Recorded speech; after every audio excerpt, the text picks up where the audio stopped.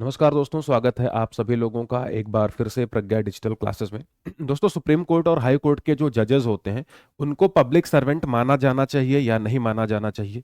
और ये इंपॉर्टेंट क्यों है कि उनको हम पब्लिक सर्वेंट माने या ना माने, क्योंकि पब्लिक सर्वेंट मानने या ना मानने से डिसाइड होता है कि उनके ऊपर करप्शन के केसेस चल सकते हैं या नहीं चल सकते हैं, और अगर चलेंगे तो कौन प्रिसाइड करेगा, किसके जुरिस्डिक्शन में वो चलेगा। और उसी से रिलेटेड एक बड़ा इंटरेस्टिंग सा केस यहाँ पे आया है।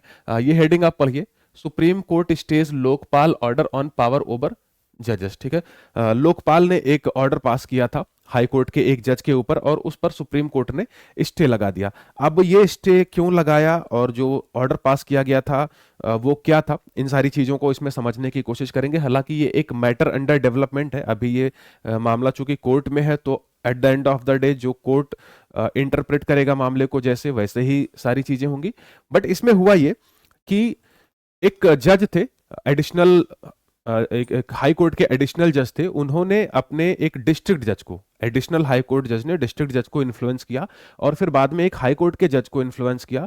किस लिए उन्होंने इन्फ्लुएंस किया? कि आप एक प्राइवेट कंपनी के फेवर में जजमेंट दें। अब ये जो एडिशनल हाई जज महोदय थे, हाई कोर्ट के एडिशनल जज, इन्होंने ऐसा क्यों किया? क्योंकि वो उस प्राइवेट कंपनी के लिए पहले वकील के तौर पे काम कर चुके थे। तो ये तो था पूरा background.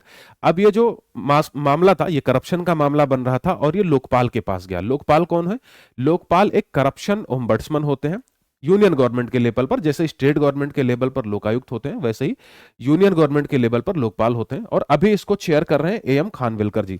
Justice AM Khanwilkar supreme court के रिटायर्ड जज हैं। अब ये तो रही पीछे पीछे की बात। अब मसला यह है कि करप्शन का जो मामला था, जो लोकपाल के पास गया, इस पर सुप्रीम कोर्ट ने स्टे लगा दिया, ये कहकर कि ये आपके एम्बिट में नहीं आता है। ठीक है। सुप्रीम कोर्ट का कहना था कि हाई कोर्ट के जजेस को लोकपाल एक्ट के अंदर में as a public servant treat करना और उन पर केस चलाना, ये लोकपाल के एम्बिट में नहीं आता है। सारा इशू यहीं से निकल के आता है। अब सबसे पहले तो ये समझ लेते हैं कि लोकपाल ने उस एक्ट को, यानी कि लोकपाल एंड लोकायुक्त एक्ट को कैसे इंटरप्रेट किया। उन्होंने ये क्यों अज्यूम किया कि हाई कोर्ट के जो जजेस हैं वो पब्लिक सर्वेंट माने जाएंगे और वो लोकपाल एक्ट के एम्बिट में आएंगे। ठीक है।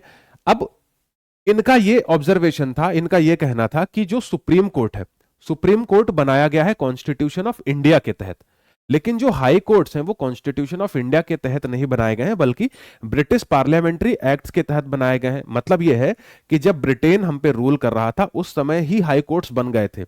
बेसिकली दो एक्ट्स यूज हुए थे। एक तो पहले का नाम था ब्रिटिश पार्लियामेंट्री एक्ट ऑफ 1861 और दूसरे का नाम था गवर्नमेंट ऑफ इंडिया एक्ट 1935। ये दोनों ही एक्ट्स इंडियन पार्लियामेंट ने नहीं बनाए थे या इंडियन कॉन्स्टिट्यूएंट असेंबली ने नहीं इनेक्ट किए थे, बल्कि ब्रिटिश पार्लियामेंट ने इनेक्ट किए थे, और उसी के तहत इन सारे हाई कोर्ट्स को बनाया गया था। जब कॉन्स्टिट्यूशन बना तो कॉन्स्टिट्यूशन में जो आर्टिकल 214 है, आर्टिकल 214 यहां मेंशन हुआ है, और यहां पे जो ये बात लिखी गई है कि there shall be a high court for every state, ये सिर्फ जो एग्जिस्टिंग हाई कोर्ट्स थे उनको, इंडियन टेरिटरी को या इंडियन जुरिस्डिक्शन को पास कर रहा था, ना कि इस्टेब्लिश कर रहा था। इसलिए सुप्रीम कोर्ट का केस अलग होगा और हाई कोर्ट का केस अलग होगा। और हाई कोर्ट के जो जजेस हैं वो प्रिवेंशन ऑफ करप्शन एक्ट के तहत भले ही अलग ट्रीट किए जाएं, लेकिन लोकपाल और लोकायुक्त एक्ट में ये लोकपाल के एम्बिट में ही आते हैं, और इसी इंटरप्रिटेशन के तहत उन्होंने इस केस पर अपना वर्डिक्ट दे दिया। लेकिन सुप्रीम कोर्ट ने इसको स्टे कर दिया है। उनके स्टे करने का लॉजिक वही है कि ये जो ऑर्डर है ये बहुत डिस्टर्बिंग है, और इसी केस में कोर्ट के साथ मिस्टर सिब्बल, यानी कि मिस्टर कपिल सिब्बल, और जो एडिशनल जो सॉलिसिटर जनरल ऑफ इंडिया है तुषार मेहता, ये भी साथ में ही थे। इन दोनों ने भी यही कहा है कि हाई कोर्ट का जो लोकपाल का जजमेंट है वो काफी डिस्टर्बिंग है और एक प्रॉब्लमेटिक जजमेंट है। इसीलिए फॉर द टाइम बिंग इस पूरे इशू पे सुप्रीम कोर्ट ने स्टे लगा दिया है। अब ये एक 3 बेंच या 5 बेंच जो कॉन्स्टिट्यूशन बेंच गठित की जाएगी वो इसकी सुनवाई करेगी, और फिर जो चीजें निकल के आएंगी उसके बाद ही हमें ये समझ में आएगा, या हम फाइनली कुछ डिसाइड कर पाएंगे कि हाई कोर्ट के जो जजेस हैं वो लोकपाल के एम्बिट में आएंगे या नहीं आएंगे। तो ये एक मैटर अंडर डेवलपमेंट है। यही हुआ है कि हाई कोर्ट के एक जज के करप्शन का केस लोकपाल के अंडर में जस्टिस एएम खानविलकर ने लिया था, उस पर जजमेंट दी थी, और बाद में सुप्रीम कोर्ट ने उस पर स्टे लगा दिया, ये कहकर कि हाई कोर्ट के जो जजेस हैं वो लोकपाल के एम्बिट में नहीं आते हैं।